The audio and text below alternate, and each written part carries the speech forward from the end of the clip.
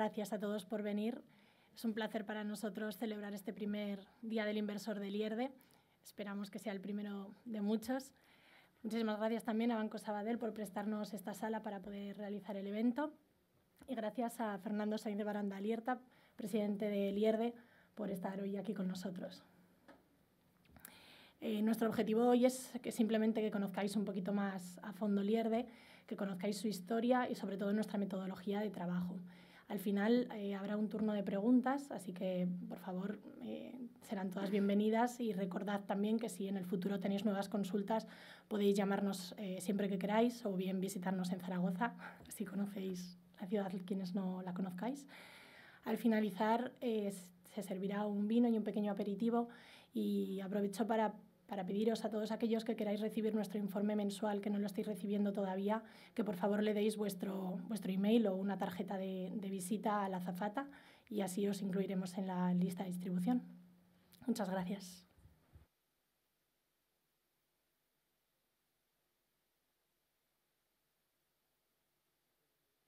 Siempre me preguntan que de dónde viene la palabra Lierde, ¿no? Lierde es un monte que está en un pequeño pueblo cerca de Jaca, en la provincia de Huesca, que se llama Villanúa, y que originalmente mi familia procedía de ahí, ¿no? Es un monte que está justo encima de la casa familiar y bueno, quizá no es el monte más bonito del Pirineo, pero bueno, es el que nosotros vemos todos los días, ¿no? Cuando estamos en casa, ¿no?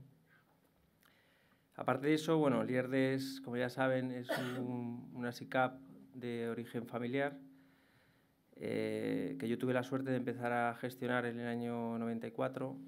La persona que la gestionaba pues dejó los mercados de capitales, se fue a trabajar a la economía real, ¿no? Y me dijo que, bueno, pues que era el momento de que pasara a gestionarla, ¿no? Yo entonces llevaba 3 años como analista en Beta Capital y debió pensar que lo podía hacer bien, ¿no? Desde entonces la he gestionado, son ya 21 años gestionándola y bueno, los resultados pues son buenos, ¿no? Una rentabilidad media del 16,4%, una rentabilidad total hasta el cierre de antes de ayer del 1.439%, ¿no? Esto cuando empecé a gestionar la año 94 tenía 400 millones de pesetas, que son 2,5 millones de euros, y tenía un valor liquidativo de 6 euros, ¿no? Eso frente a 151 millones de euros que tenemos ahora y un liquidativo de 92,5. Y por el camino, pues bueno, el punto más importante es en octubre del 2013, cuando decidimos irnos del BBVA para empezar esta nueva aventura, ¿no? Eso fue en octubre del 2013 y entonces teníamos 37 millones de euros con un liquidativo de 71,3, ¿no? La TAE desde el inicio hasta la actualidad es del 14%, o sea, la rentabilidad media del 16%, la TAE del 14%, que está bastante bien, ¿no? Prácticamente hemos doblado la rentabilidad del capital, ¿no? Cada 5 años doblábamos el capital, ¿no?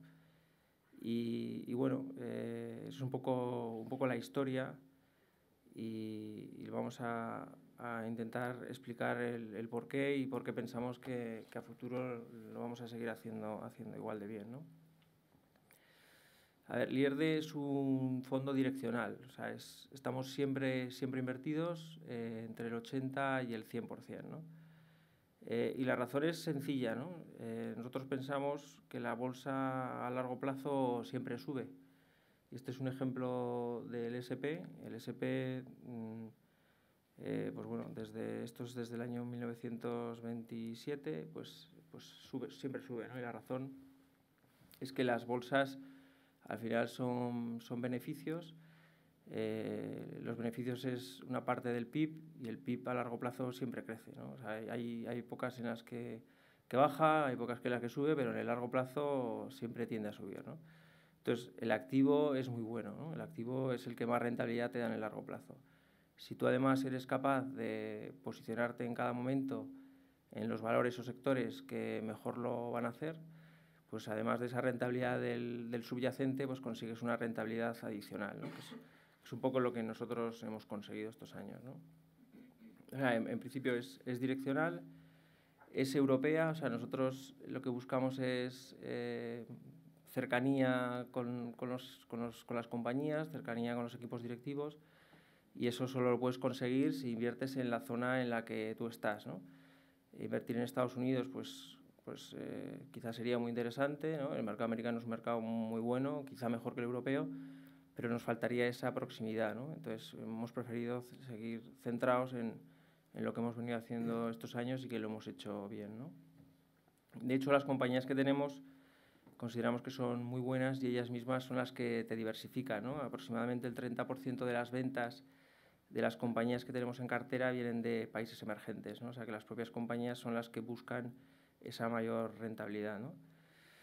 Como he dicho, es un fondo de gestión activa, no tenemos índice de referencia, nos comparamos con el IBEX o con el Stock 600, porque bueno, siempre tienes que comparar con algo, pero la verdad es que a nosotros los índices no nos importan mucho, ¿no? De hecho, la cartera la construimos en base a criterios totalmente distintos a que un valor esté en el índice o que pese un determinado peso o demás, ¿no? Invertimos en compañías grandes y pequeñas, no nos da igual el tamaño.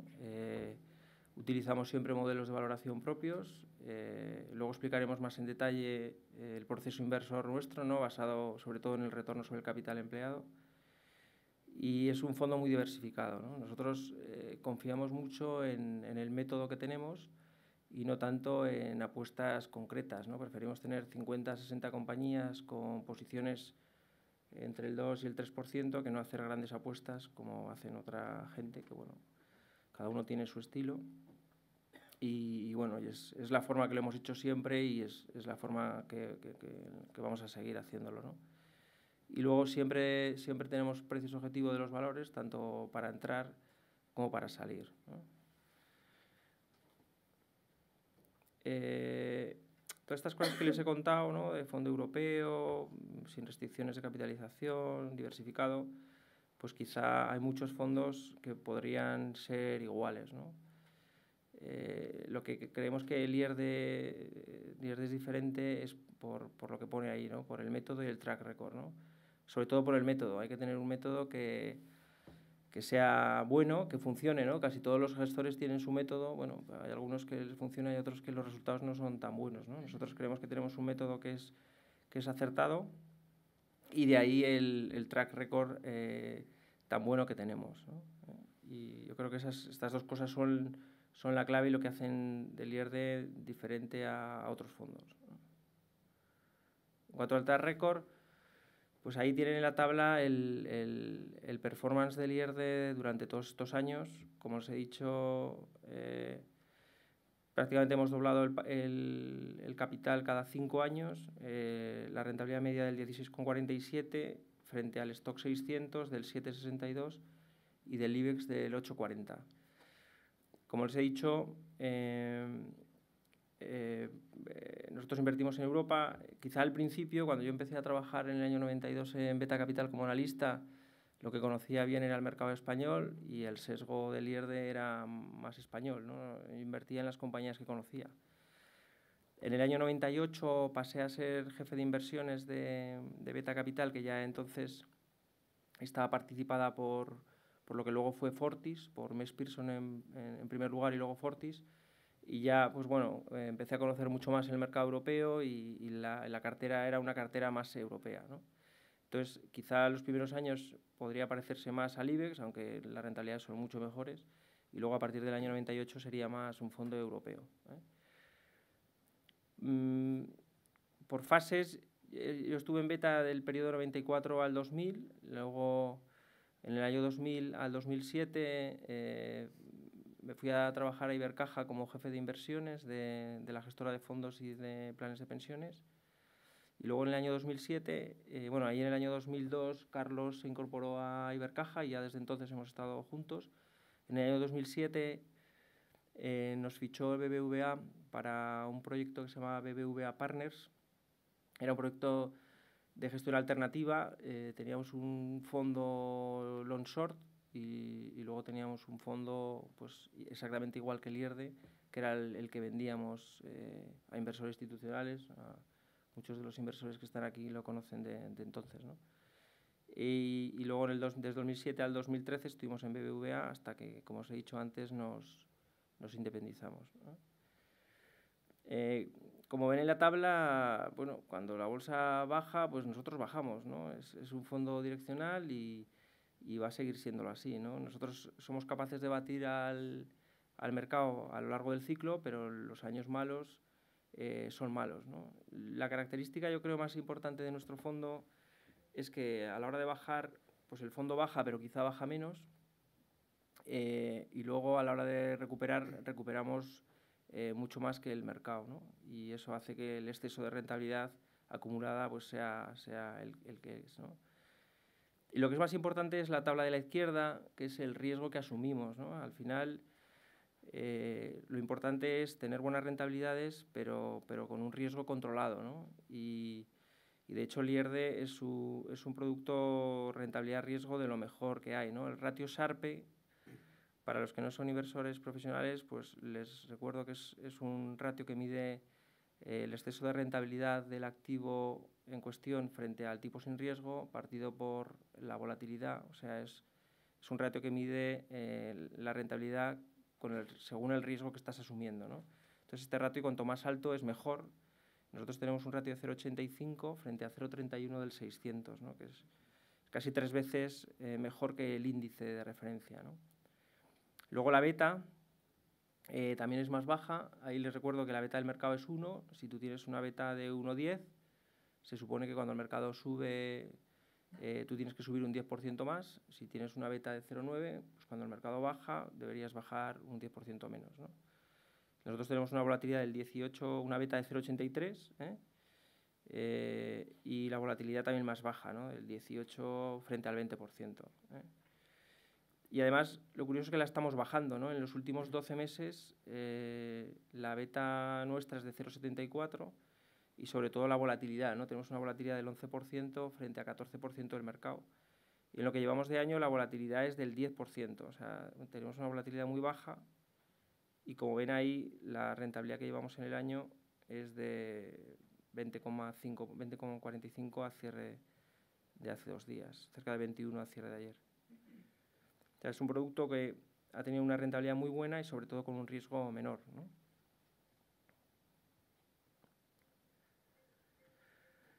Luego, un poco para ver lo que ha pasado, sobre todo en la crisis, ¿no? Bueno, aquí se ven, luego veremos más en detalle la comparativa del IERDE frente a los principales índices, pero aquí esta transparencia la hemos puesto para ver lo que ha pasado el IERDE frente bueno, cómo hemos pasado la crisis, ¿no?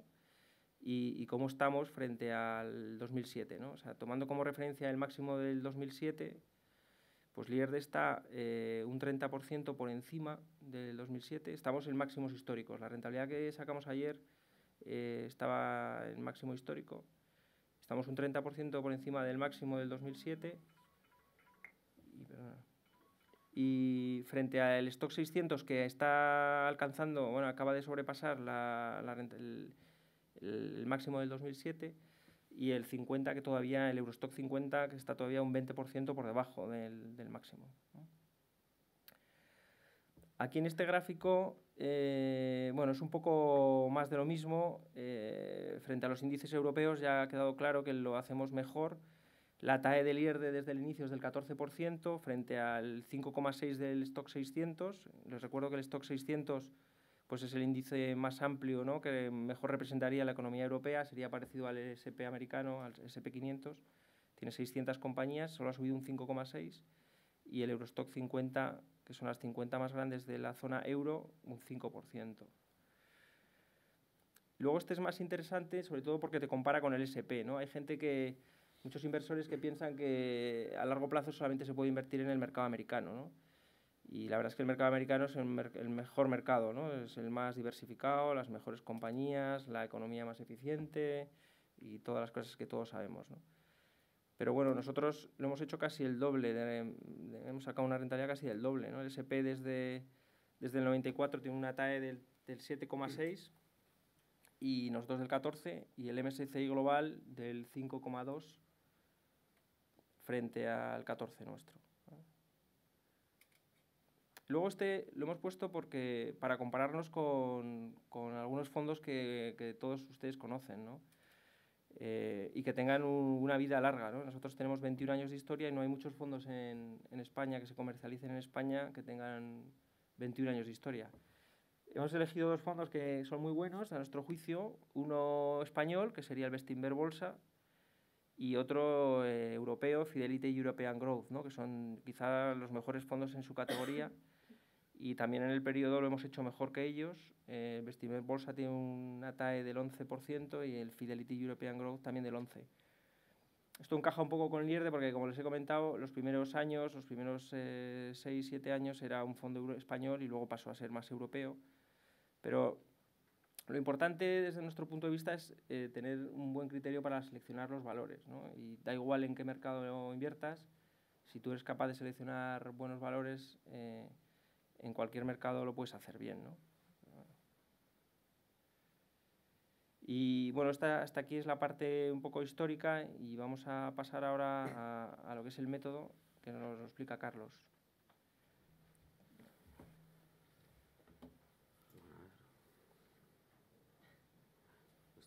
Esto de estar fuera de la oficina hasta que te acostumbras al ratón cuesta. Bueno, gracias, Juan.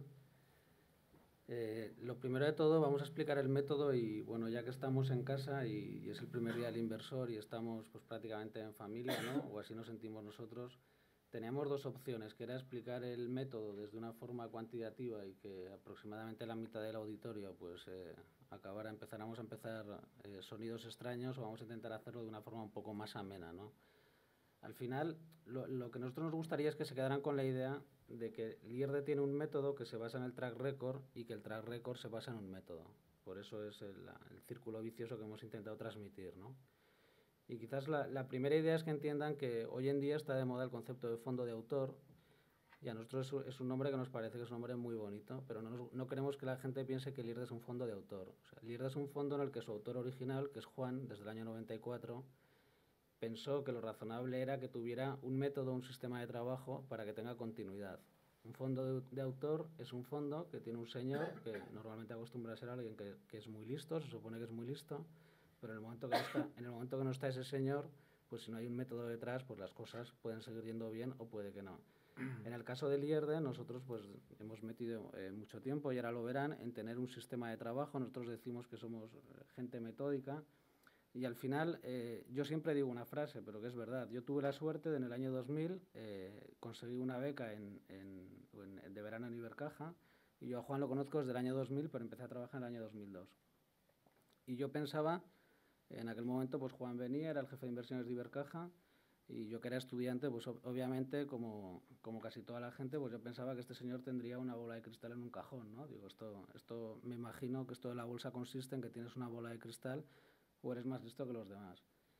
Y a mí Juan me cogió un día siendo becario y me dijo, mira, chaval, yo no soy más listo que los demás, pero ninguno de los que estáis aquí lee lo que leo yo. Y eso a mí me marcó hasta hoy porque es verdad. O sea, van a ver que al final el método es un método de trabajo, de meter horas y de estudiar las compañías. Entonces, antes de empezar a explicar el método, es importante entender en cuál es nuestro universo de inversión, ¿no? Entonces, todos ustedes conocerán lo que es la gestión pasiva y lo que es la gestión activa.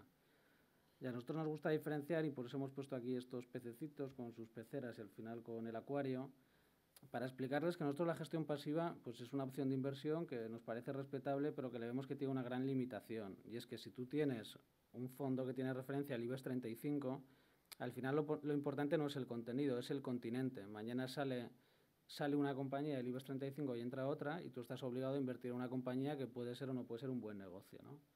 Entonces nosotros entendemos que la bolsa es un medio para entender en la economía real. O sea, nosotros no somos inversores de un activo financiero.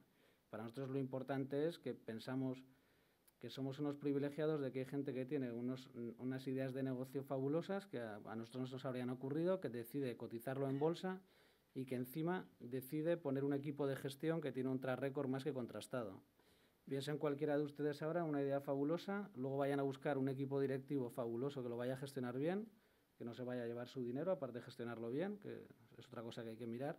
Pues en bolsa usted no tiene ese problema. Usted en bolsa encuentra infinidad de grandes negocios bien gestionados en los que puede invertir, ¿no? Entonces, si usted decide abandonar la gestión pasiva y pasa a la gestión activa, tienes dos opciones, ¿no? Dentro de la gestión activa, pues también puedes seguir haciendo lo que para nosotros sería gestión pasiva, ¿no? Te puedes volver un especialista en leer informes de estrategia. Hay gente que es especialista en leer análisis técnico, es algo que si no lo han hecho les recomiendo, por unos gráficos muy bonitos, pero al final de lo que es de negocios se habla poco, ¿no? Hay gente que le funciona y gana dinero. Nosotros, desde luego, pues no somos partidarios de poner ni nuestro dinero ni el de nadie a trabajar en base a ningún gráfico, ¿no? Y la otra opción es ser diferente, y lo que es ser diferente para nosotros es tener un método. Entonces, nuestro método es un método muy sencillo que lo que busca es la creación de valor a largo plazo. Nosotros invertimos en negocios, en compañías que generan valor a largo plazo. Y para ello tenemos tres pilares fundamentales que son la generación de ideas. Una vez que no tienes un índice de referencia, somos un equipo de 3 personas. En Europa, quitando financieras, como luego verán, cotizan más de 5.000 compañías y, como se pueden imaginar, pues nosotros no tenemos tiempo material para conocernos las 5.000 compañías, ¿no?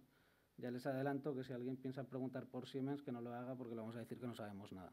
Nosotros tenemos sistemas para centrarnos en compañías que pensamos que hay valor y que nos parecen interesantes a largo plazo. Luego verán que hacemos unos filtros para analizar la calidad de los negocios y la última parte es la valoración. Esto, por decirlo en cristiano, es el famoso bueno, bonito y barato. Para nosotros las compañías tienen que tener un negocio bueno, bonito es que esté bien gestionado y luego que esté bien de precio.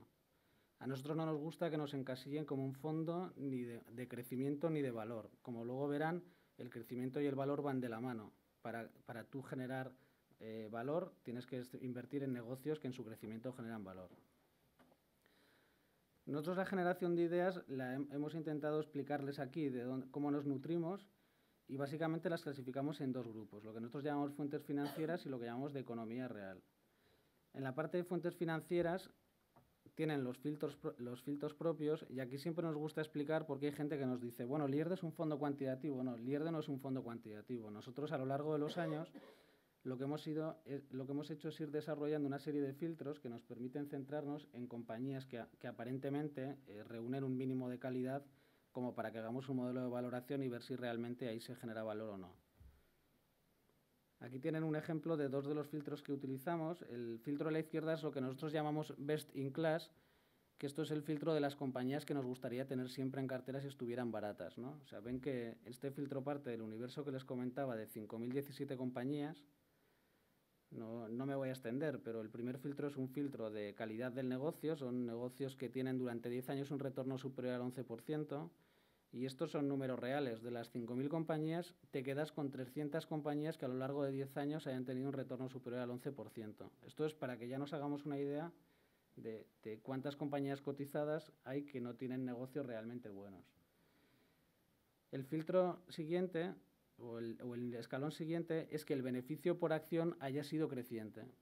Y esto solo tiene una finalidad, y es que tú puedes tener un buen negocio, pero si el gestor es malo, tu beneficio por acción no crece. Si tu beneficio por acción crece, es que el equipo de gestión es un equipo de gestión responsable que cuando tiene un exceso de capital y tiene una oportunidad de reinvertirlo, lo reinvierte correctamente, o si no tiene ninguna oportunidad de inversión, pues lo devuelve al accionista, bien subiendo el dividendo o bien con un buyback.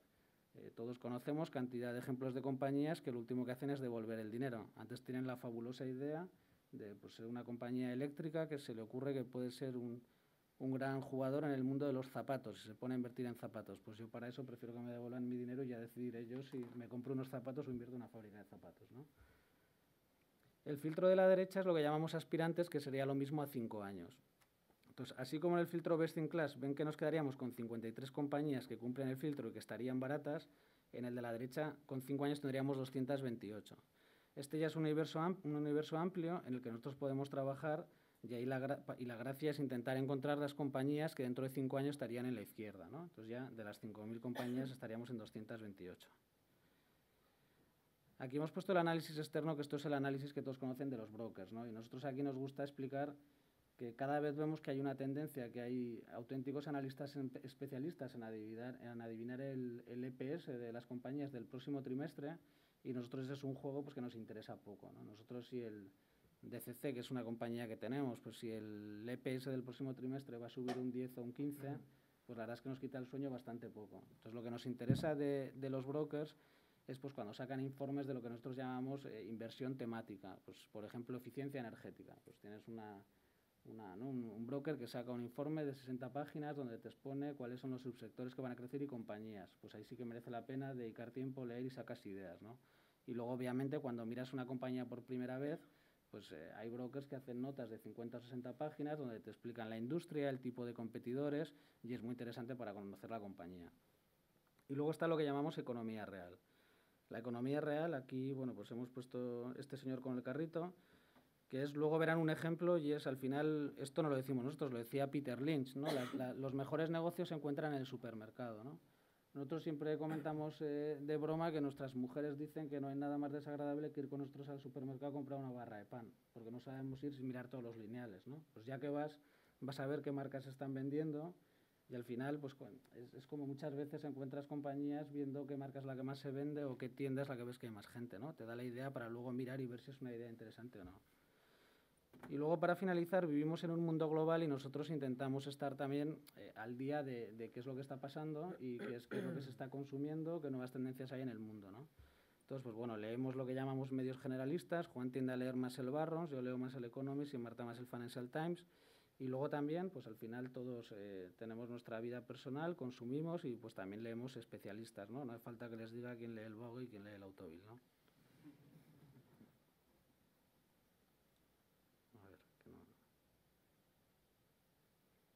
Bueno, al final, el análisis de calidad, por hacer una forma resumida, tiene dos partes. Un buen negocio tiene que ser bueno cuantitativamente y luego tiene que ser bueno cualitativamente. En la parte cuantitativa queremos que se queden con esta idea principal. Y es que un buen negocio, un negocio que crea valor, es aquel que el retorno que obtiene sobre el capital que emplea es superior a su coste de capital. Y un mal negocio es el que el retorno que obtiene es inferior y si crece está destruyendo valor. Esto dicho así, creo que se han podido enterar aproximadamente el 30% de la audiencia, con lo cual yo creo que lo mejor es explicarlo con un ejemplo de economía real, ¿no? Entonces, ustedes piensen en una industria, un señor que va a montar una fábrica. Entonces, a nosotros nos llama la atención que ese señor se hace los números correctamente. Luego, cuando uno va a mirar la industria en bolsa, pues empezamos a hablar de medias móviles, de PIs y de márgenes EBIT y de unas cosas que suenan todo menos agradable, ¿no? Entonces, nosotros lo que hacemos es, lo mismo que se hace en la economía real, lo aplicamos para las compañías en las que invertimos. Entonces, ese señor de la industria dice, voy a invertir 100 millones de euros en la fábrica. Y para vender voy a tener que financiar 100 millones a mis clientes. Entonces, está invirtiendo 200 millones, porque invierte 100 millones en ladrillo y en lo que es en el activo fijo, y invierte otros 100 millones si no financia, no vende. Y obtiene un retorno de 20 millones. Entonces, ese señor tiene 20 sobre 200, un retorno del 10%. Entonces, supongamos que ese señor dice, yo en lugar de financiar con 100 millones a mis clientes, les voy a proponer que me paguen por delante y en lugar de obtener un retorno del 20, les voy a bajar el margen a la mitad y voy a ganar 10.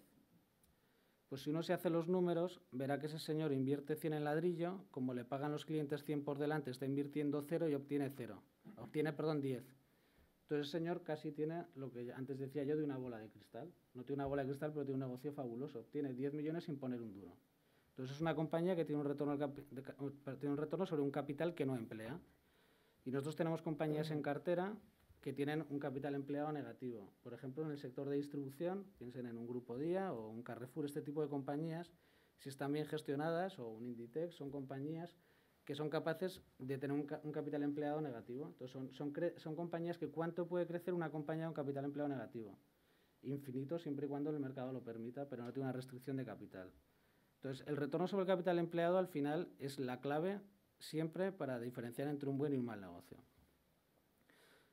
Luego ponemos el track record y ponemos esta frase que es, al final, nosotros ponemos un ejemplo que lo resume, ¿no? Es el alumno que lleva sacando sobresalientes desde, ahora no sé cómo se llamará, pero en mi época era bachillerato y luego BUP. Cuando llega a selectividad, lo normal es que lo haga bien. El que es un especialista en fiestas, lo normal es que no lo haga bien. Entonces, si uno tiene que invertir su dinero, pues es preferible invertir en el que saca buenas notas y luego cuando saca buenas notas te vas a celebrarlo con el otro. Pero invertir hay que invertir en el que saca buenas notas, ¿no? Entonces, esto es importante entender que cuando tú miras un equipo directivo que lleva 15 años creciendo el EPS al 12%, pues tienes que tener muy mala suerte para que justo cuando inviertes tú, el hombre se descentre, ¿no? O sea, lo normal es que lo haga mejor.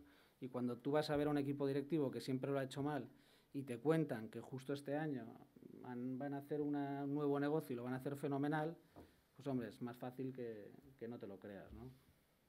Y bueno, no me extiendo más, pero en la parte cualitativa decirles que estas ideas que siempre se dice y parece que no son importantes, son muy importantes.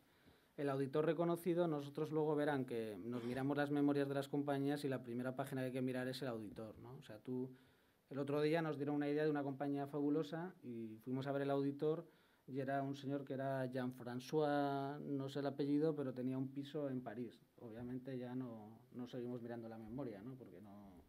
¿Para qué vas a seguir mirándolo si seguramente lo que ponga ahí, pues si quieres te lo crees? Pero yo desde luego les recomiendo que si no ven que está auditado por un nombre contrastado, es preferible no creérselo, ¿no? El accionista de referencia, siempre pensamos que si un negocio es bueno, está bien gestionado y encima hay alguien que se juega su dinero, pues acostumbra a irte mejor la inversión, ¿no? Y la sostenibilidad del ROCE es fundamental. Aquí les comentamos que un negocio tiene que tener un retorno elevado, pero es fundamental que lo vaya a tener durante mucho tiempo. O sea, es decir, que el negocio tenga barreras a la entrada, pues piensen compañías que tienen marcas, luego verán que tenemos en cartera compañías como Diageo, que es una de las compañías, o Richemont, ¿no? Richemont es el dueño de Cartier. Pues son compañías que tienen una marca que les permite tener un retorno sostenible y duradero en el tiempo, ¿no? Y que no haya una exposición a un cambio tecnológico. A nosotros los negocios en los que vemos que hay un cambio tecnológico realmente nos dan mucho miedo, porque no somos capaces de pensar qué va a pasar los próximos 10 años, ¿no? Hay un ejemplo que siempre comentamos, y es que a nosotros Apple, la gente nos pregunta, ¿qué te parece Apple? Y decimos, nos parece fabuloso, y el iPhone mejor que Apple, ¿no? O sea, nos gusta el producto. Pero siempre respondemos lo mismo, no sabemos si los hijos de nuestros hijos llevarán un Apple, un Samsung o un lo que sea. Ahora, si tienen algo que celebrar y lo pueden pagar, se comprará una botella de Moet Chandon. Y por eso tenemos Louis Vuitton. O sea, eso es un poco para que entiendan lo que es la continuidad en el tiempo, ¿no? del retorno.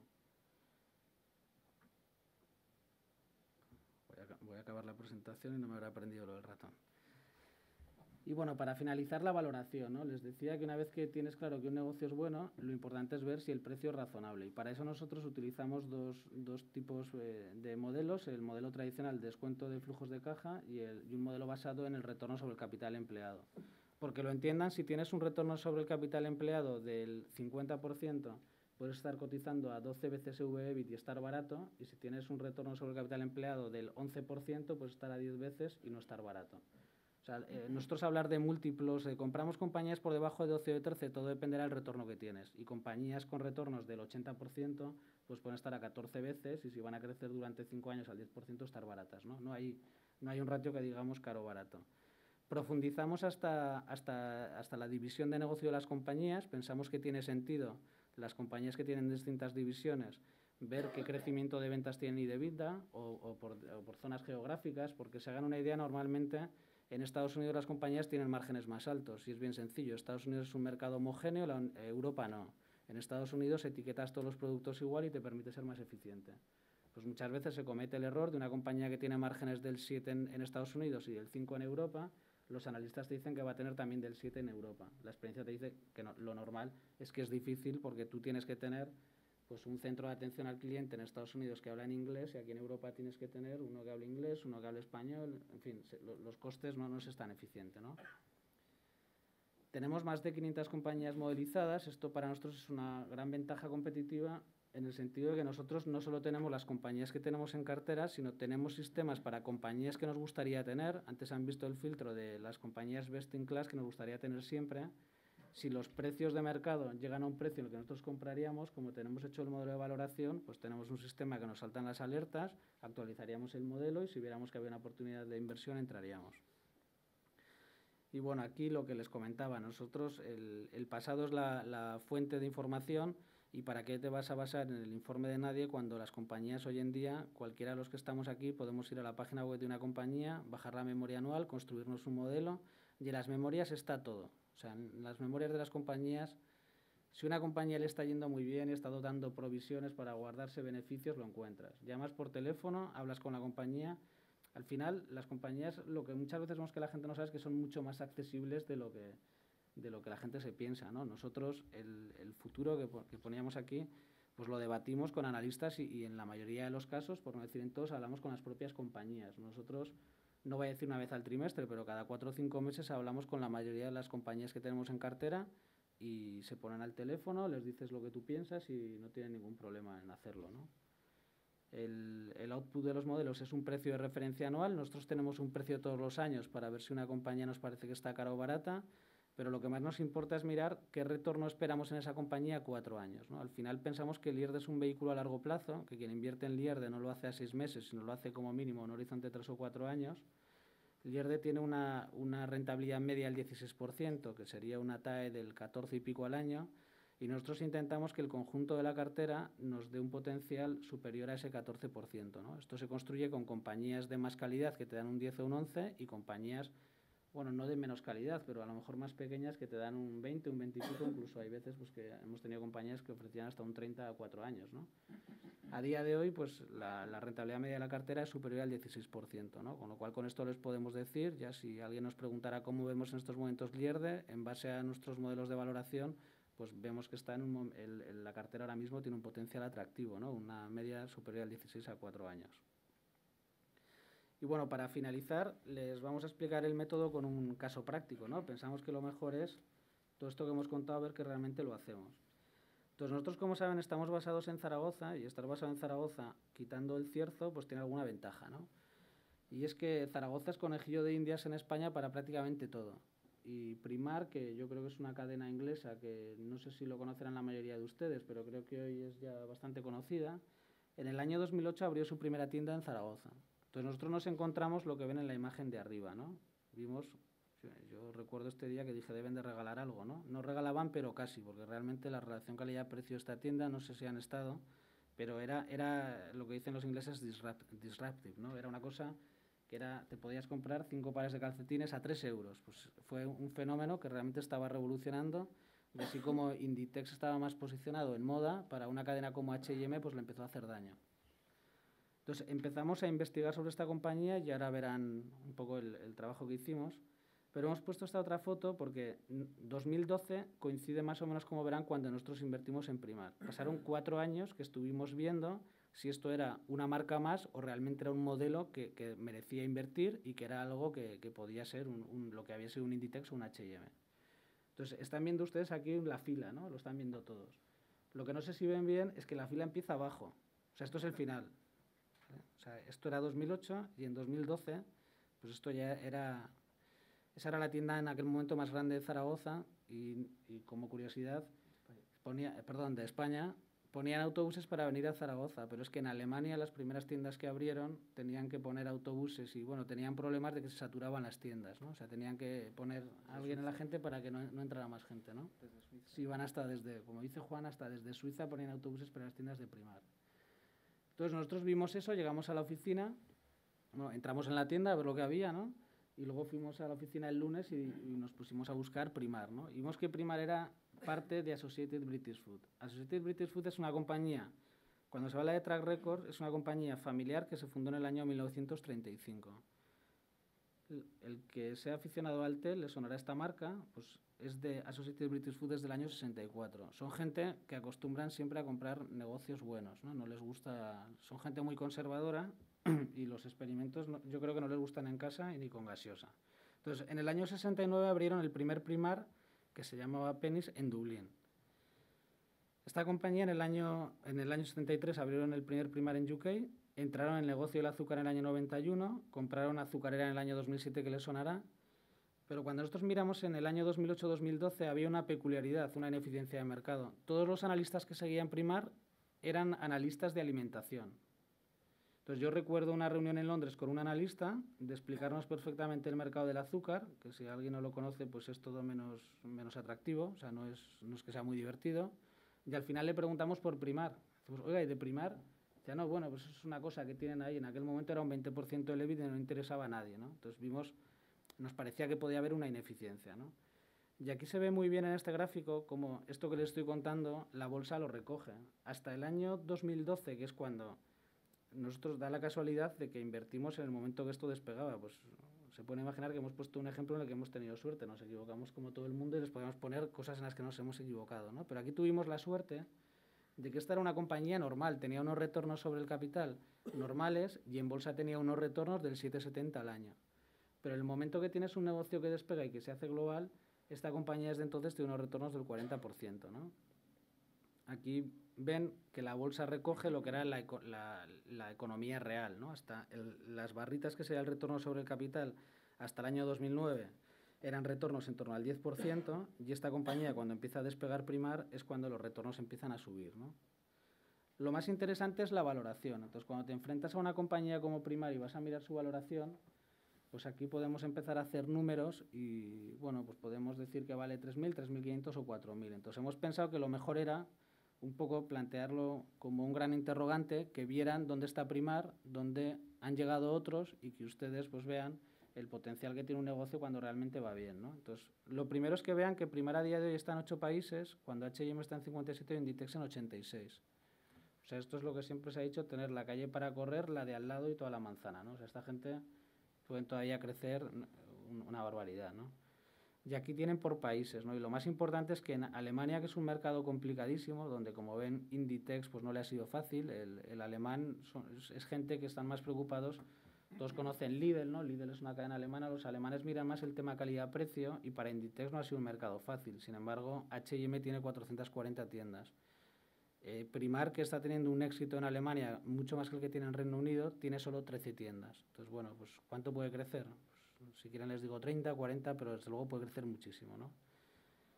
En Estados Unidos han anunciado que van a abrir la primera tienda el año que viene y allí todos saben lo que es Walmart, ¿no? O sea, los americanos todavía, hay una parte muy importante de los americanos que se compran los vaqueros en Walmart. Entonces, quien haya estado en un Walmart y quien haya estado en un Primar, pues se pueden imaginar lo que va a pasar, ¿no? Entonces, al final, aquí un poco lo que intentamos decirles es que si Primar sigue abriendo al 15% durante 5 años, y este 15% no es casualidad. Nosotros cuando invertimos en Primar hicimos un ejercicio que era ver en la fase que estaba Primar, cuando habían estado Inditex y H&M, cuántos años habían sido capaces de crecer por encima a doble dígito, ¿no? Entre un 10 y un 20. Y vimos que 10 años sin ningún problema. Entonces, Primar está en un momento en el que los próximos 10 años podría crecer al 15% sin ningún problema. Entonces, si estuviera esos 10 años creciendo al 10% y H&M e Inditex no crecieran, que sí que lo van a hacer, pero vamos a, ¿no? por penalizarle a Primar, vamos a dejarlo estático, solo tendría un 33% de las tiendas de H&M y un 18% de las que tiene Inditex, ¿no?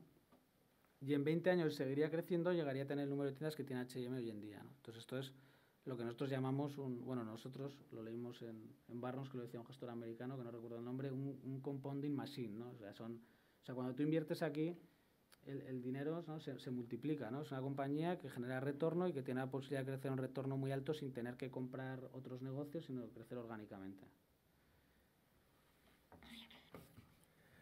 Bueno, y para terminar ya, un breve comentario sobre la cartera.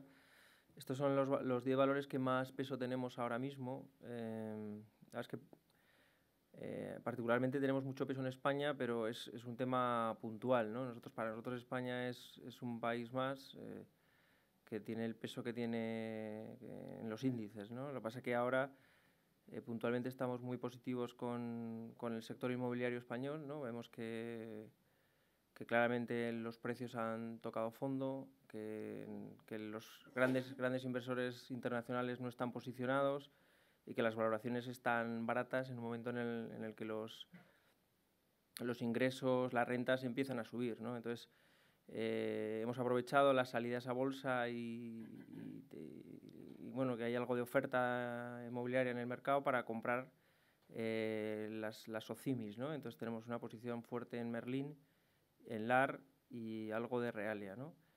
Pero bueno, en general, como les he dicho antes, las posiciones son entre el 2 y el 3% por valor, ¿no? Ahí en los 10 valores con más peso tenemos el 27% de la cartera. Y luego, pues que no es un fondo de compañías pequeñas, ¿no? Abajo se ve que tenemos casi la mitad del fondo en compañías de más de 5.000 millones de market cap, ¿no? 18% entre 2 y 5 y 35% en menores de 2 billones, ¿no?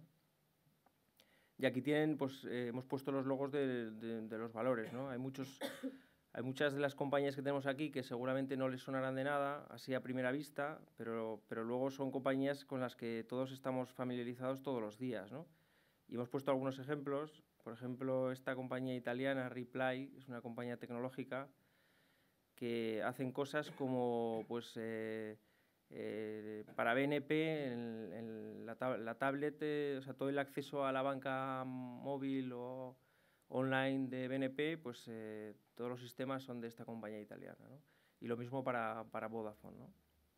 O hacen cosas muy interesantes, ¿no? Que es el futuro en cuanto a temas de deporte, ¿no? Que son todos los sensores que van incorporados en la ropa deportiva para controlar el ritmo cardíaco, pulsaciones, o incluso aquí esto de aquí que va en los calcetines te permite saber si tú pisas bien, si tu pisada es la correcta o no, ¿no? O sea, este tipo de cosas que es el futuro. Esta compañía, pues para que se haga una idea, lleva 15 años creciendo al 25% en ventas y lo mismo en beneficios, ¿no? Es una de las compañías que más peso tenemos y que más tiempo llevamos con ella. Luego Datbiller, que es una compañía suiza, que tampoco les sonará de nada, pero estos son especialistas en temas de sellado, de sealing, ¿no?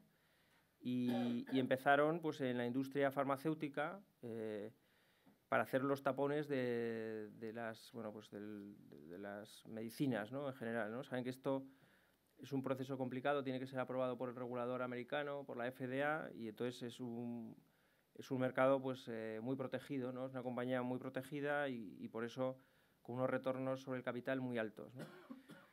Aprovechando su experiencia en el tema del sellado, pues cuando Nespresso decidió lanzar las cápsulas, pues estos fueron los que presentaron el producto más interesante, ¿no? Y ahora hacen pues el sealing, empezaron haciendo solamente el sealing, el sellado de las cápsulas de Nespresso, y ahora empiezan a hacer también la cápsula entera. Y si se dan cuenta, cuando se compran una cápsula de Nespresso y la pones en la máquina, la presión que se hace es mayor, y de hecho el café sale con una espuma mayor, y eso es por la presión a la que tiene de la cápsula. Si te compras una de marca blanca del Corte Inglés o de Día, pues la verdad es que el café no sale igual, ¿no? Alberts Industries también es una compañía que tenemos desde hace muchísimo tiempo, una compañía holandesa que se dedican al control de fluidos y hacen cosas pues, desde las máquinas para expender cerveza, ¿no? Los grifos, todo temas de controles de agua o de climatización, pues tienen el contrato para hacer todos los IKEAs en el mundo, ¿no? Una compañía también que lleva 15 años creciendo por encima del 10% en ventas y en beneficios. Bueno, Merlin Properties, que esta la conocerán más, son los dueños de 880 oficinas de BBVA y luego de un centro comercial en La Coruña que se llama Marineda City. Y bueno, pues consideramos que tiene unos activos que valen más de lo que está reflejado en el mercado. Y luego ya la última, Hexagon, es una compañía sueca. Empezaron con temas de medición y de precisión. Leica, lo que aparece abajo a la derecha, eso les sonará, ¿no? Que son los aparatos que llevan los topógrafos para hacer mediciones en las carreteras y demás. Esta tecnología luego se puede aplicar, tecnología de medición y precisión, a muchos procesos industriales. Lo que hicieron fue que compraron una compañía en Estados Unidos que se llama Intergraph, que eran el competidor de AutoCAD. Incorporaron toda esa tecnología, ese software a los procesos industriales y es un sector que a nosotros nos parece de futuro, ¿no? El incorporar software a los procesos industriales es el futuro, ¿no? La automatización y demás. Hacen cosas también como controles para, aparte de, el campo este sembrado pues está hecho con una precisión perfecta, ¿no? Aparte de eso, pues estos campos llevan sistemas de control de la humedad y unos sensores y se conecta al riego justo cuando la tierra está en el punto que se tiene que regar, ¿no? Con lo cual supone unos ahorros, aparte de una precisión muy alta, unos ahorros en agua muy importantes, ¿no? O temas como las presas también, llevan sensores en las presas para saber cuándo hay que vaciar y demás, ¿no? Y bueno, pues aquí lo que decía antes, ¿no? Que España ahora puntualmente tenemos un 25% de la cartera. Estos años pasados pues no pasábamos de tener un 5 o un 6 y ahora por el tema inmobiliario y fundamentalmente por las inmobiliarias y por el Banco Popular, ¿no? El Banco Popular, que tiene el 25% de sus activos son activos inmobiliarios, y consideramos que eso va a valer y va a conseguir venderlos, liberar capital y con eso mejorar mucho la rentabilidad del banco, ¿no? O sea, en los bancos, la verdad es que los bancos no es un sector que nos guste mucho. La verdad es que tenemos la posición en Banco Popular y una posición en ING porque consideramos que es un banco que va por delante del resto en cuanto a digitalización y bueno, más tecnológicos, se están desprendiendo de todos los activos de seguros y cosas así y se están centrando en la banca digital, que creemos que es el futuro, ¿no? Y eso es todo. Entonces, bueno, aquí recordarles un poco las comisiones de la SICAV. Tenemos una comisión del 1,40 para todo el mundo. Los inversores iniciales y los nuevos pagan exactamente lo mismo, nosotros pagamos exactamente lo mismo. El depositario y el administrador es el Banco Sabadell. Recordarles que si las acciones se depositan en el Banco Urquijo, la depositaría es gratis, no tiene ningún coste, se ahorrarían el depósito. Y bueno, la gestora es una cogestión entre mercados y gestión de valores. Nosotros somos gestores de mercados y gestión de valores y hay un contrato de cogestión con Urquijo porque, bueno, en principio todos los vehículos que están depositados en Sabadell, pues hay un acuerdo de cogestión, ¿no? Los gestores está claro que somos nosotros, pero existe ese acuerdo que, bueno, lo único que hace es, pues ser un respaldo, ¿no? Un apoyo en la gestión. Y el auditor es Deloitte y eso es todo. Entonces, ahora estamos abiertos a cualquier pregunta o sugerencia que nos quieran hacer, ¿no? La verdad es que este vehículo es el vehículo de todos, ¿no? O sea, nosotros somos los gestores, llevamos más tiempo, pero nos gustaría que todos los inversores se sintieran parte de él, ¿no? Y bueno, por eso cualquier sugerencia que nos puedan hacer, pues estaremos encantados de escucharla.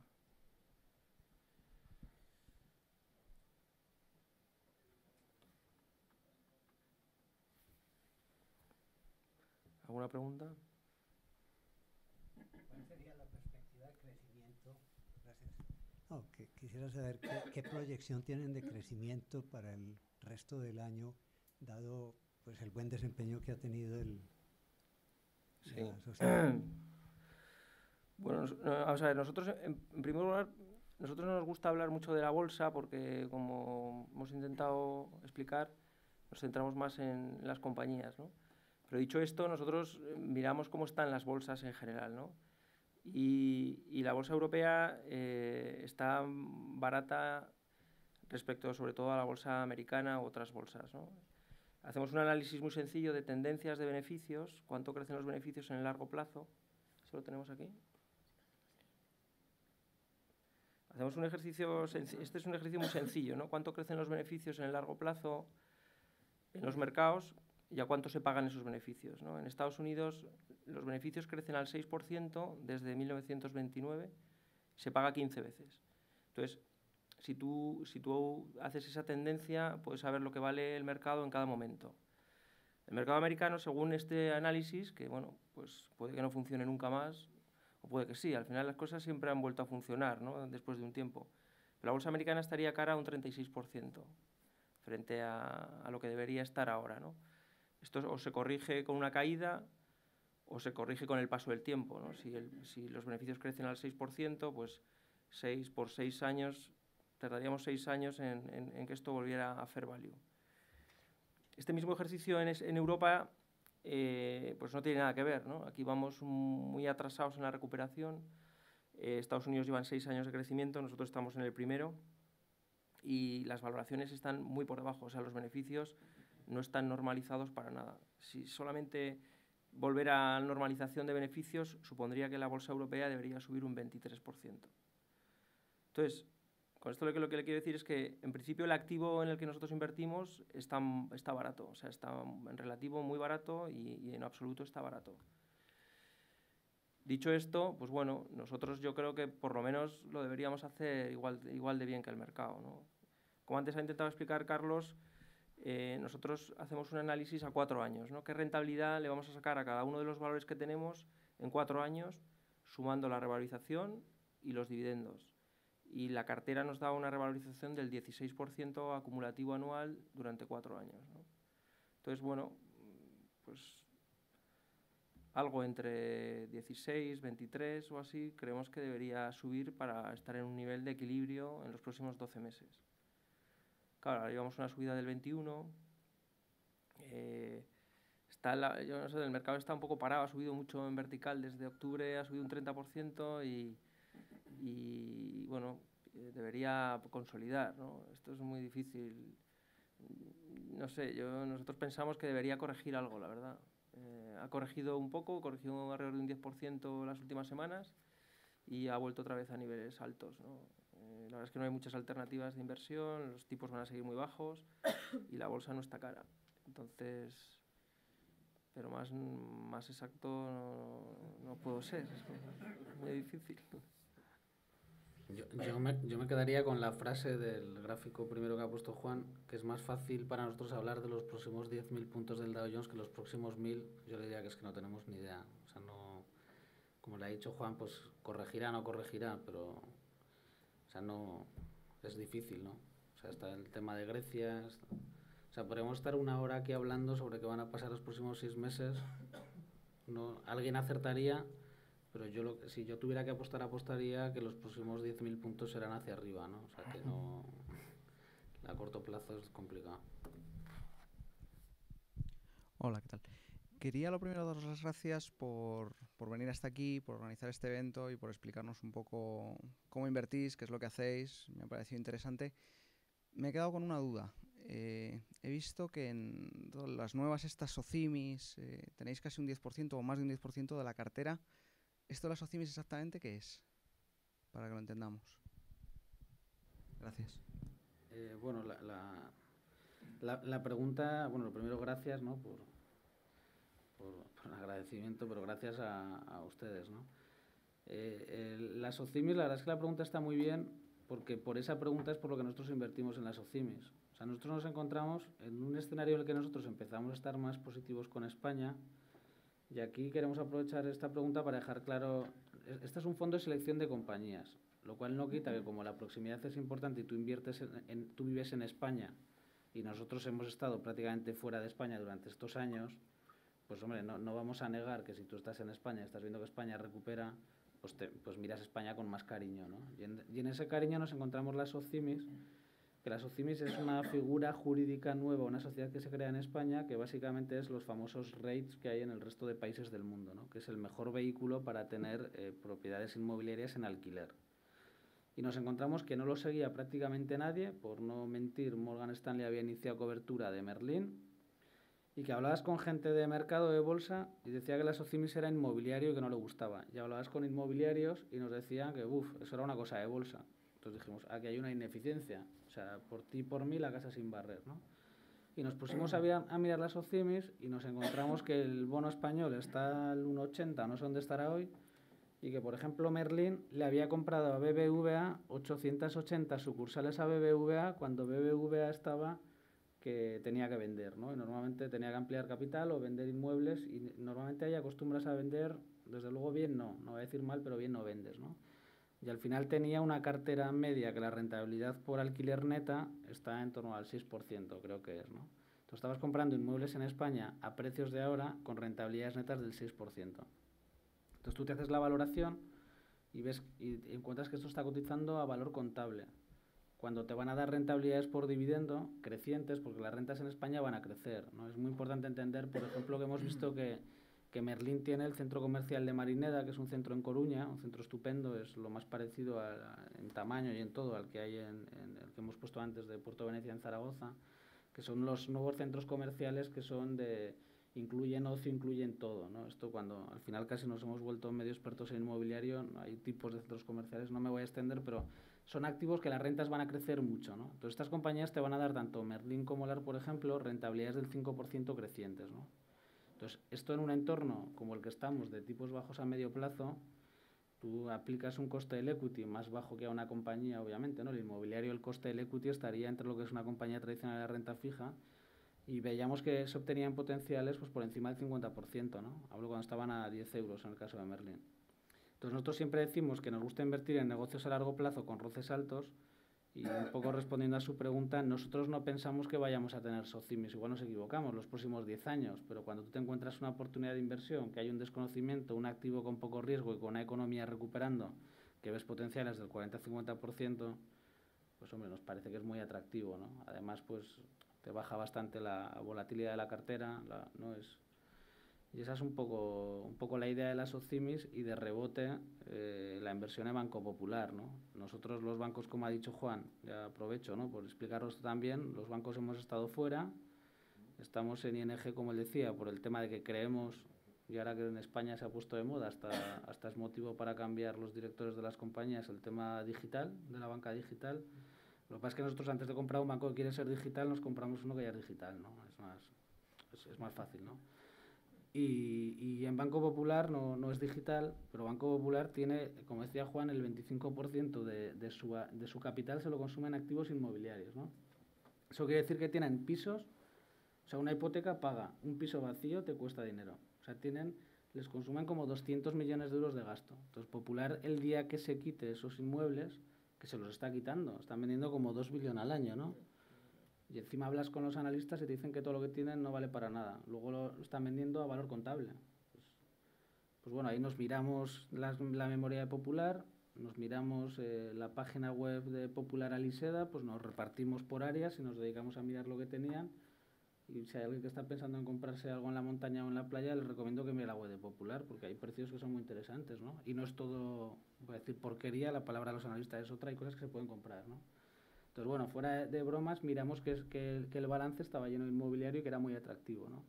Y además nos gustaba que al final, si nos equivocáramos, porque también nos equivocamos, Popular no deja de ser uno de los mejores bancos de España o el mejor de empresas, ¿no? Entonces, los analistas están todos muy centrados en el P&L y piensan bueno, no Sabadell, ¿no? Que Sabadell no porque estemos aquí, es otro banco que es tan bueno en empresas, sino que piensan que bancos como Liberbank pues le van a quitar los clientes de empresas a Popular, ¿no? O sea, para que nos entendamos, el señor que cuando España iba a salir del euro, el único banco que no le cerró la línea de crédito, aparte de Sabadell, obviamente, fue Popular, va a llegar Liberbank y le va a quitar el cliente ahora, ¿no?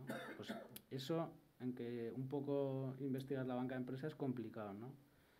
Y además es el que más, y ya acabo, el que más exposición tiene al ciclo. Porque los que estén aquí que tengan una hipoteca tendrán ya la hipoteca, tendrán el seguro del hogar y todos los productos financieros que no sean ahorro los tienen. Pero una empresa, si mañana el autónomo tiene que contratar a otro trabajador y comprar otra furgoneta, va a pedir una línea de crédito, un préstamo para la furgoneta, el apalancamiento operativo, ¿no?, es mucho más alto, ¿no? Entonces, bueno, pues al final de las OCIMIs acabamos en Popular y un poco la idea final es que es lo que nosotros queremos dejar bien claro, que el motivo por el que estamos es porque vemos que el binomio rentabilidad-riesgo es muy interesante, pero desde luego ni Popular ni las OCIMIs son inversiones que pensemos tener los próximos 20 años, ¿no? Así como Albers, que hemos comentado antes, o Hexagon o Ripley, son compañías que pensamos que son para tener siempre, ¿no? O sea, si las vendemos es pues porque el precio se haya ajustado.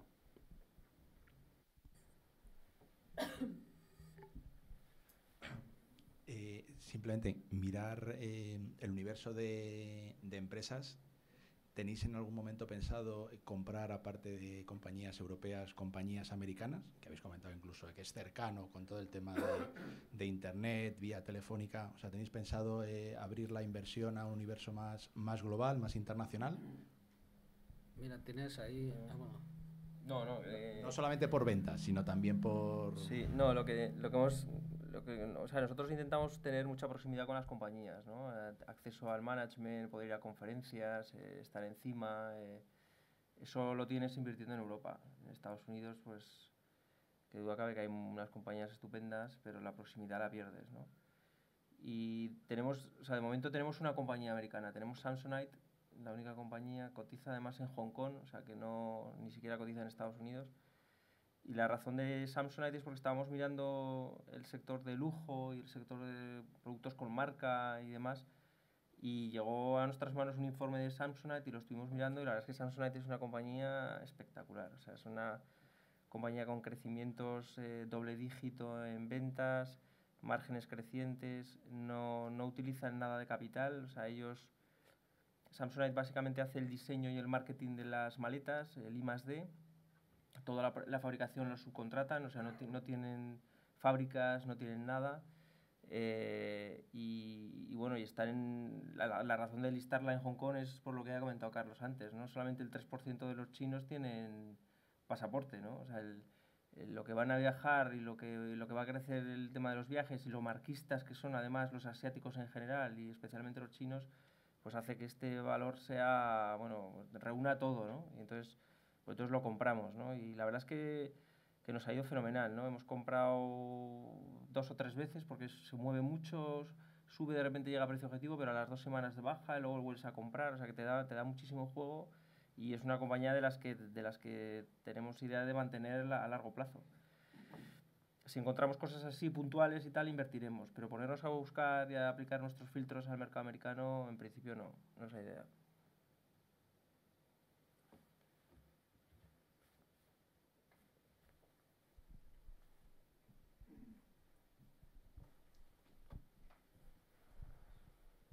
En primer lugar, gracias por la presentación y sobre todo felicidades por el track record que llevan. Mi pregunta es muy breve. ¿Qué porcentaje de sus ahorros tienen invertido en Lierde? De los nuestros personales, todo. O sea, nosotros tenemos llevamos todo el dinero invertido en... O sea, yo personalmente tengo todo mi dinero, Carlos también, Marta va invirtiendo, Carlos además va metiendo todos los meses, porque como no, en línea con la pregunta que nos ha hecho usted, como tampoco sabemos el momento oportuno, pues él mete todos los meses una cantidad. Yo tengo todo mi dinero ahí, o sea, yo soy de la idea de que la bolsa, de la idea del origen de esto, ¿no? De que la bolsa es el mejor activo a largo plazo y que si encima consigues tener buenos negocios, mucho más, ¿no? Pero yo le diría, no solamente eso, sino que en mi familia, o sea, tenemos todo el dinero metido en la bolsa, pero todos, mis primos que están por aquí, todos tienen el dinero metido en la bolsa. Mi madre, mi tía, que están viudas y tal, que son mayores, tienen todo el dinero metido en Lierde. O sea, que es un tema, yo creo que es un tema estructural de la familia, ¿no? Y entonces ha ido a preguntar quizá a la persona menos adecuada, ¿no? Sí, yo le matizaría que aunque no lo parezca, yo que soy algo más joven y todavía tengo la poca fortuna de tener hipoteca, yo le diría que todo mi ahorro, ¿no? Yo tengo todo mi ahorro y el del banco, ¿no? O sea que soy un convencido. O sea, yo obviamente antes de amortizar toda la hipoteca prefiero todos los meses ir invirtiendo en Lierde, ¿no? Y es un poco por lo que hemos puesto. Y fuera de bromas, es que lo primero es que uno se lo tiene que creer, ¿no? Pero uno se lo tiene que creer porque es verdad. O sea, yo en mi caso haré 40 años el año que viene, pues con una visión de 20 años, es que no se me ocurre una opción mejor, ¿no? O sea, a mí, por ejemplo, cuando estábamos en Ibercaja había un compañero que decía una cosa que era muy interesante, ¿no? Y nosotros, yo con mis hijos lo hago.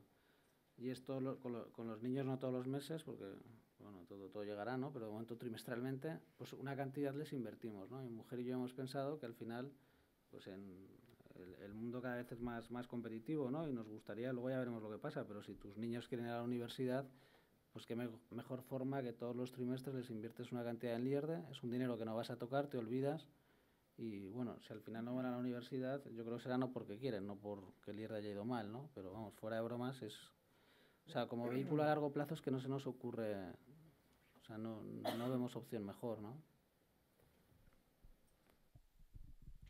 Habéis dicho que tenéis más de 500 partícipes. ¿Eso quiere decir que Lierde es un fondo, es traspasable como fondo? Sí, el hecho de que sea una SICAV solo significa que se puede comprar y vender en el mercado y, por tanto, como cualquier otra institución de inversión colectiva, es traspasable con el correspondiente diferimiento fiscal. Además, Juan lo ha dicho porque desde diciembre desde diciembre de 2014 somos traspasables y de hecho hemos recibido bastantes peticiones desde entonces. Es bastante sencillo. En nuestra página web tenemos habilitada un apartado donde explicamos el procedimiento, la documentación que necesitamos recibir para iniciar el proceso y se tarda en torno a unos 8 días hábiles aproximadamente.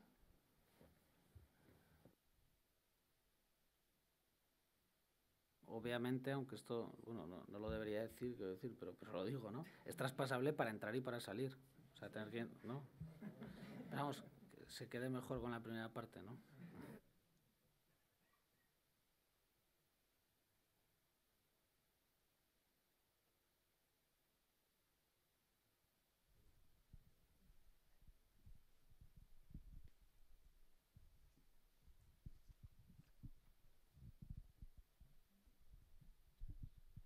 Bueno, primero muchas gracias. Y aunque hayáis hablado siempre de bolsa, yo quería saber si nos preocupa un poco la posible burbuja de la renta fija y el impacto que tenga en los mercados, ya que seguís afamados analistas como Peter Lynch, pues Warren Buffett de alguna ocasión sé que ha expresado esa preocupación, ¿no?, en la burbuja de la renta fija. ¿Y qué pensáis sobre ella? A ver.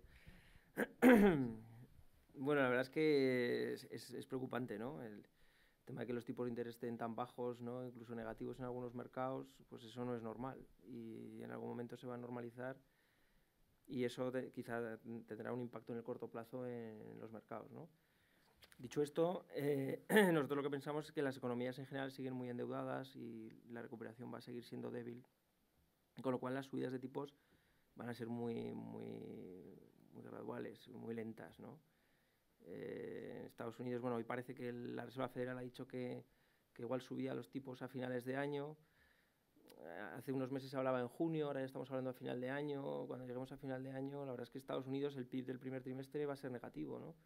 A ver, el segundo trimestre va a mejorar, pero no sé hasta qué punto, ¿no? Yo no sé, yo creo, y aquí en Europa el quantitative easing va a durar como mínimo hasta septiembre de 2016 o hasta que las inflaciones alcancen el 2%. Entonces, bueno, es un escenario que nos preocupa, pero no es un escenario, desde luego, en Europa no es para los próximos 2 años, y en Estados Unidos pues seguramente se producirá un ajuste, ¿no? En el momento que suban los tipos, pues el mercado caerá. De hecho, el mercado americano está caro, y lo que nos preocuparía más es que si cae la bolsa americana, aunque la europea esté barata, pues siempre va a haber un efecto contagio, ¿no? Nosotros lo que pensamos es que va a caer menos, ¿no? Si cae el mercado americano un 15%, un 20%, que sería posible y tampoco pasaría nada, Europa a lo mejor corrige un 10 o un 12, ¿no? Y tampoco pasaría nada, o sea, que estaría dentro de lo normal, ¿no? Tampoco puedo decir mucho más, ¿no? Yo quizás a lo que ha dicho Juan añadiría una cosa, y es que al final es importante entender que nosotros los modelos de valoración los hacemos con tipos normalizados, ¿no? Nosotros cuando miramos las compañías normalizamos los márgenes de las compañías y los tipos de descuento. Entonces para Europa utilizamos un 5%, zona euro, un 4,5% para UK y un 4% para Suiza. Entonces por ese lado decirte que nosotros, o sea, casi al revés, ¿no? Que a veces pensamos, pues hay compañías que dices, la vamos a vender porque nos sale en precio, pero nos sale en precio porque estamos asumiendo un tipo normalizado. Entonces, si los tipos suben, será porque hay crecimiento. Y yo un poco dices, ¿te preocupa el bono alemán? Pues hombre, yo creo que Alemania los próximos 10 años, si no hay una hecatombe, que pasa que Grecia se va y se acaba el euro y todo esto que todo el mundo habla, ¿no va a crecer nominalmente Alemania al 2,5%? O sea, ¿no va a crecer entre un 1,5% y no va a tener inflación entre un 1,5%? Pues yo creo que sí. Que sí, el bono a 10 años debe reflejar el crecimiento nominal, ¿no? Entonces, estar el bono donde está, pues es una aberración. Ahora, también lo pensaba cuando estaba al 1,5%, ¿no? Pero lo normal es que se normalice. Pero si se normaliza, se normalizará porque el mercado pone en precio que finalmente va a haber crecimiento en Europa, ¿no? O baja la prima de riesgo por lo de Grecia. Entonces, si el mercado va a poner que hay crecimiento y baja la prima de riesgo por lo de Grecia, ¿qué va a pasar con las bolsas europeas que están infravaloradas frente a su tendencia? O sea, yo creo que lo que decía Juan, ¿no?, un poco lo que pretendía decir es que a lo mejor en el momento hay una corrección, pero desde luego que a medio plazo la normalización de los bonos nos parece que para las bolsas europeas no debería de ser malo, ¿no? Pero vamos, o sea, más que la preocupación es que no lo entendemos, ¿no?, porque está así.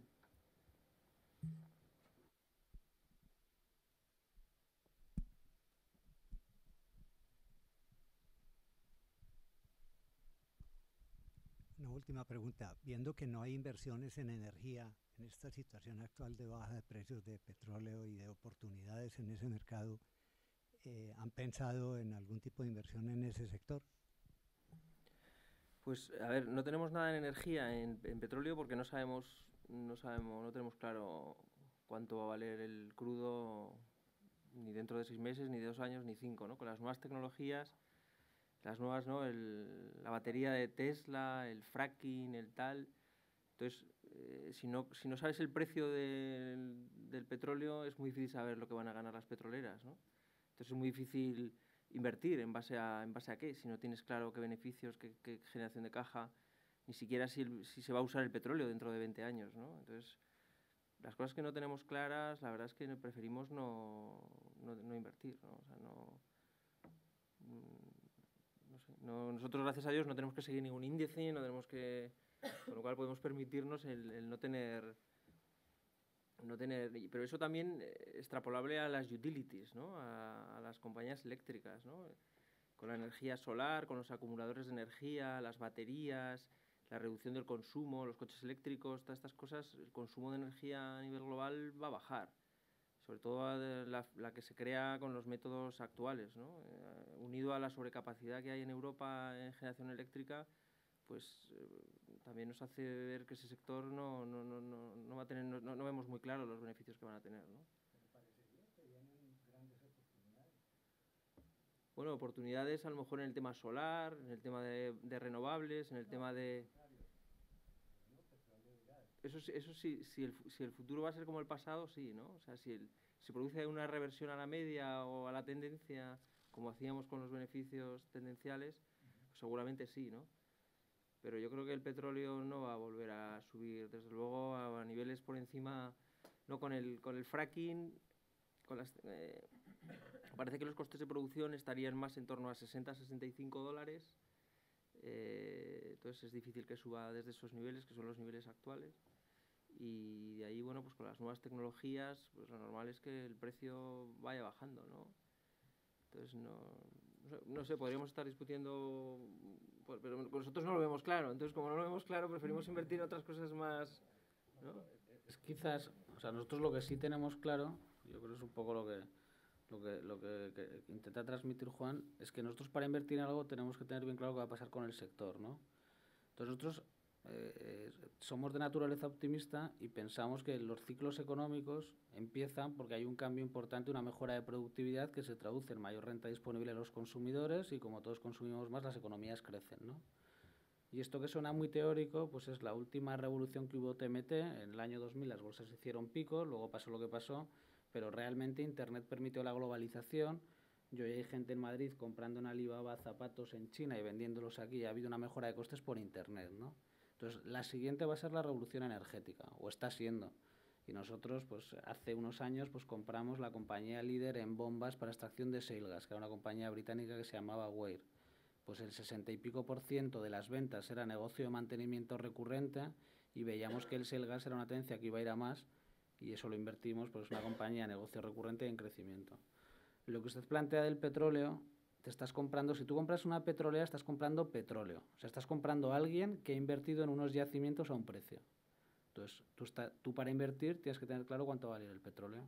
Entonces, en un entorno en el que yo no sé quién de aquí ha visto el vídeo de Tesla, pero si ves el vídeo de Tesla y tienes acciones de Exxon es para salir corriendo y venderlas, ¿no?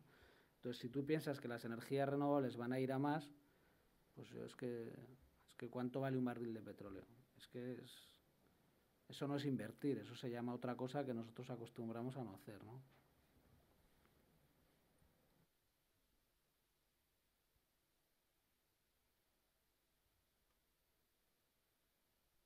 Bueno, pues si no hay ninguna pregunta más, vamos a tomar un vino aquí.